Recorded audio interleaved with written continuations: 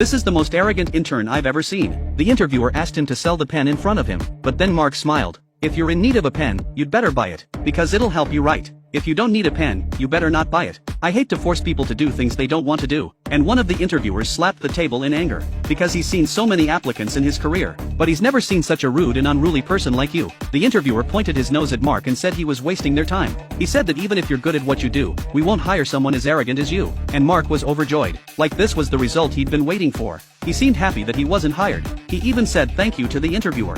The other applicants were also stunned. After Mark left, the interviewer was still venting. He thought Mark was too arrogant and no company would hire him. But what he didn't expect was that the female interviewer next to him hired Mark. He didn't understand. The woman said, "You'll find out who he is later." A few days after the interviews, the company was going to train the interns who passed the interviews. But everyone showed up but one intern. Strangely enough, the higher-ups had ordered that the training could not begin until the intern arrived. And the intern who was late was Mark. The trainer was furious. In all his years at the company, he'd never seen a trainer wait for an intern to arrive for a class. At that moment, Mark was driving his luxury car to the company's downstairs. As soon as he stopped the car, the security guard told him that this parking space belonged to the chairman. Mark said to let the chairman change the parking space. The security guard was stunned. How could this be possible? The security guard could only chase him all the way from downstairs to upstairs. When the interviewer saw him, he asked him about the situation. The interviewer wasn't surprised to learn that he'd taken the chairman's parking space. Then she secretly told the security guard that even the chairman had to give way to him. The security guard had no choice but to let him go. She asked Mark to give her the car keys and change his parking space.